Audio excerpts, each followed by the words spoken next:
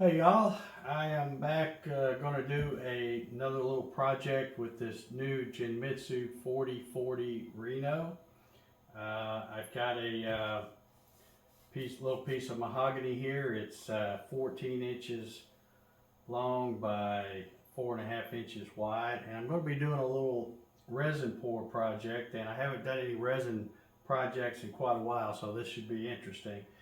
But I've already got my bit for the first run put in here. There's going to be a total of 7 tool pass, or there was a total of 7 tool pass, so there'll be 6 different runs. There's a couple of them I can combine into the same run, but there's going to be a lot of tool changes, going back and forth for a clearance bit, and then one to clean it up, the smaller. So a little tip I will give folks, no matter what kind of CNC you got, but especially if you're running one with belts, when you go to change the tool, if you get to cranking too hard on it, you may accidentally push, because these are just little NEMA 17, so they don't have a whole lot of torque. I mean, not as much as, you can push it and force it to move. So you don't want to lose your zero. So once you have your machine honed and zeroed out, get a piece of paper and write down those coordinates, both the machine coordinates and what they are as work coordinates. And that way, if anything happens to move while you're doing the tool changes, you can always rehome it and then bring it back to what you've written down on paper. But we're going to start out with these 2 bits that I'm running here. You can see I've got a 1/8 inch bit with a 1/4 inch shank, and I've got my 1/4 inch collet in here, and then the other one is just a little tiny 1/16 bit end mill, and I'll be running it in the 1/8 collet. So a lot of changing I'm going to have to do back and forth, and this is going to be over a couple of days because, like I said, it is a resin pour.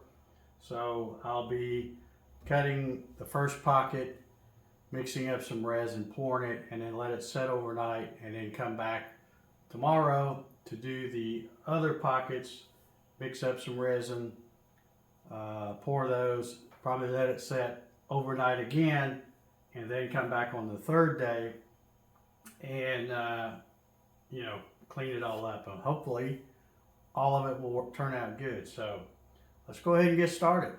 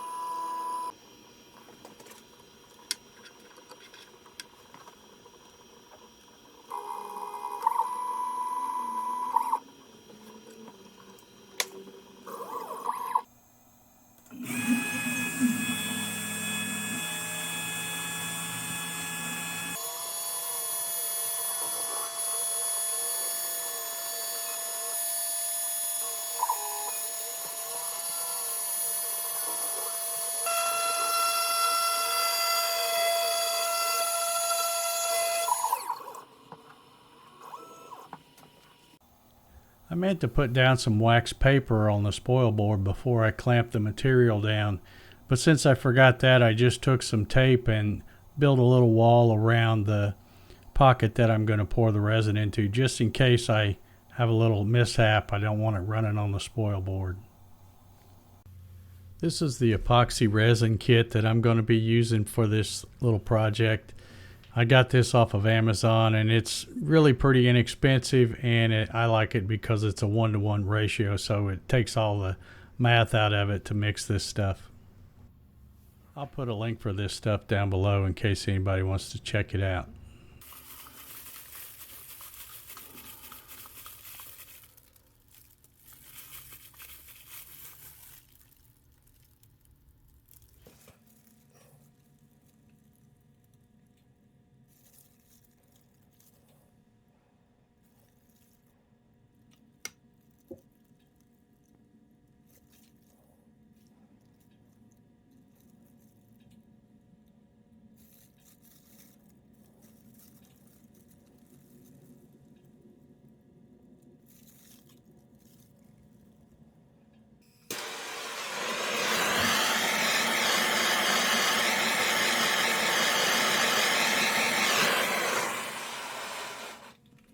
And now we wait.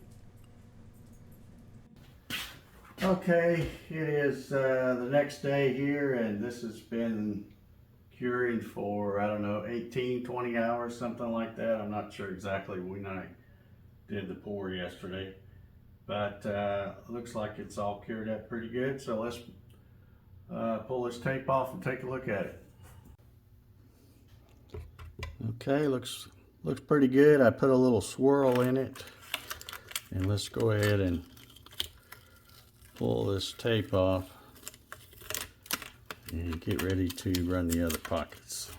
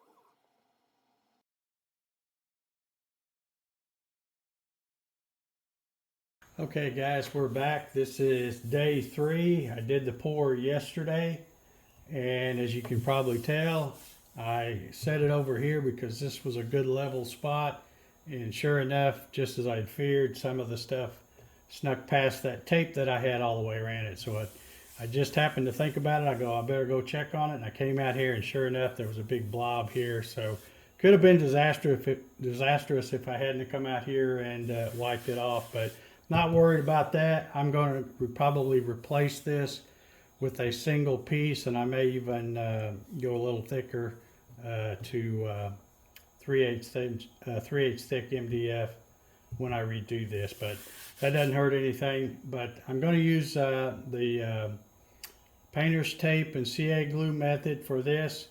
I've already got my zero set here. I've got a 1/4 inch end mill, and I'm just going to go back and forth, go 5 thou at a time until I can get this cleaned up, and let's see what it looks like.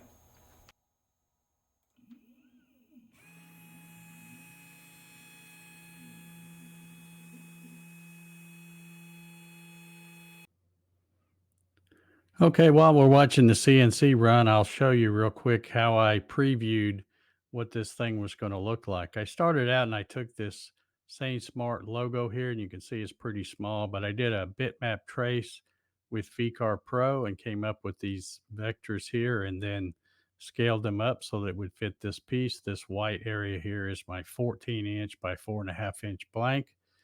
And then the first tool path, you can see I've got these colored, the 2 different colors.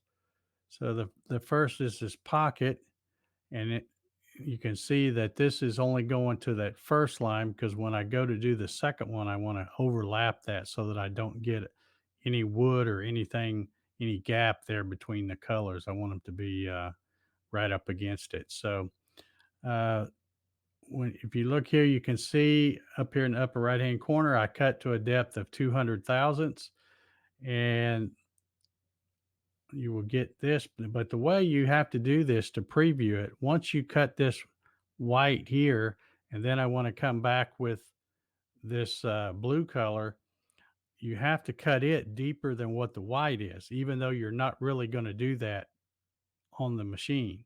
So you just tell VCarve Pro, for example, when I come down here for let's see where the eyes were, you can see I have 0.21, so I'm just 10 thousandths deeper.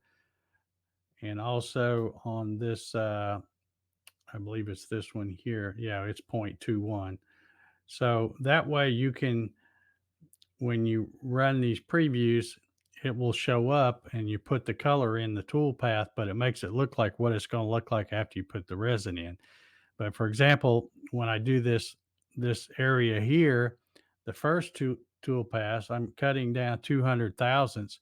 But the next time when I get ready to uh, create the G code for the eyes here and the other pocket right here, I'm only going down 100,000. So I have to make sure I change that before I generate my G code. But again, you have to have it go deeper in order to make it preview and look correctly. But this gives you a good idea of what the finished product's going to look like.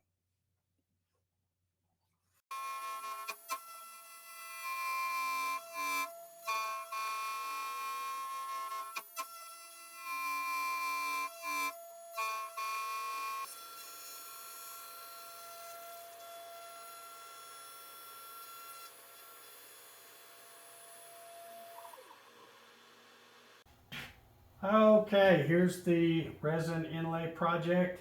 It came out really good. There is a couple of little things. There's some places where the resin kind of bled into the wood, and that's totally my fault because I forgot to seal the wood up. I got so excited to finish this project up, I started mixing up the resin and pouring it before I realized uh, I didn't seal it. So there is a few places where it's bleeding in a little bit. But other than that, as far as the machine goes, this thing did an excellent job on this whole project. It ran probably, I don't know, 8 or 10 different tool paths, anything from a small 1/16 end mill all the way up to a 1/4 inch end mill that I used for the cleanup pass on this thing. And that's all with this little tiny stock spindle. So it did a fantastic job. And I just can't say enough good things about this little Genmitsu 4040 Reno. If you are new to CNC or just looking to get into CNC and want to get your feet wet a little bit, this would be the perfect machine to buy and to learn on and still be able to do, you know, some small projects. This one was about 14 by 4.5. The working area on this is 400 millimeters by 400 millimeters, which is roughly just a tad under 16 inches by 16 inches. And you can upgrade it. I'm going to be doing, you know, I bought this the other day and I've got my little 3D printed insert, so I'm going to use this as a 65 millimeter router mount and put my little Makita on there and do some much more projects with that. But this is just a great little machine to get started on. You know, break all your bits with something like this. That way you don't tear up something major with a big machine. But anyway, I guess that's going to do it for this one. If you got anything out of this video, please leave me a thumbs up. If you haven't subscribed to my YouTube channel already, please consider doing so. And make sure you hit the little bell so you get notifications every time I upload a new video. And until the next one, thank you very much for watching.